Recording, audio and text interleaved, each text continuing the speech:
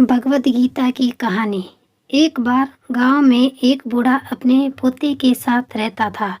बूढ़ा रोज सुबह जल्दी उठकर भगवत गीता पढ़ने के लिए मेज पर बैठ जाता था। उनका पोता दादाजी की प्रशंसा करता था और अपने दादाजी जैसा बनना चाहता था। इसीलिए पोता दादाजी की तरह सब कुछ करने की कोशिश करता था। एक दिन पोता अपने दादाजी के पास गया और कहा, दादाजी, मैं आपकी तरह रोज मेज पर बैठकर भगवत गीता पढ़ता हूँ, लेकिन मैं इसे ज़्यादातर समझ नहीं पाता हूँ और जो कुछ भी मैं समझ पाता हूँ, किताबें बंद करने के साथ साथ मैं उसे भूल जाता हूँ। अगर मैं जो पढ़ता हूँ उसे भूल जाता हूँ तो भगवत गीता पढ़ने से मुझे क्या लाभ होता है। तब दादाजी एक कोयले की टोकरी पकड़े हुए थे।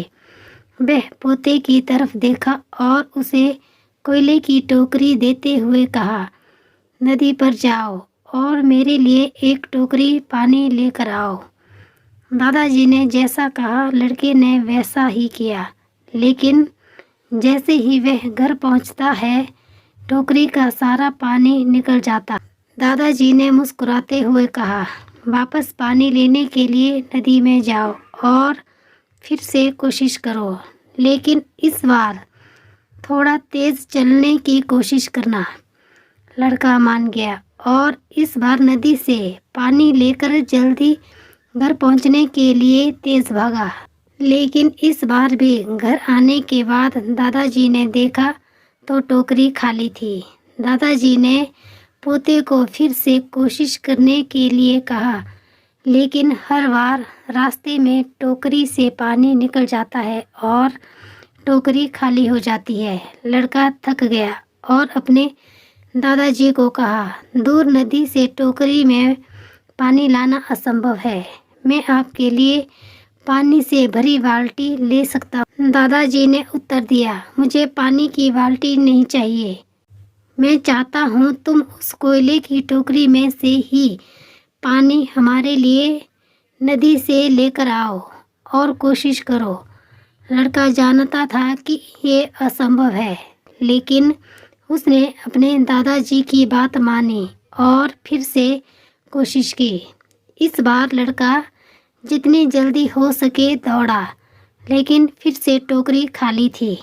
लड़का थक गया और उसने अपने दादाजी को कहा, दादाजी, इस टोकरी से नदी में से पानी लाना हमारे लिए असंभव है।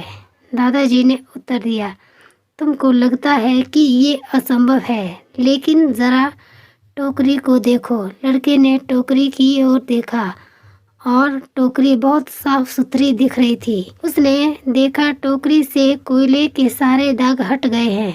अब कोयले की टोकरी अंदर और बाहर से साफ हो गई थी। दादाजी ने कहा, तुमने देखा कि टोकरी अब सारे दाग मुक्त हो गई है।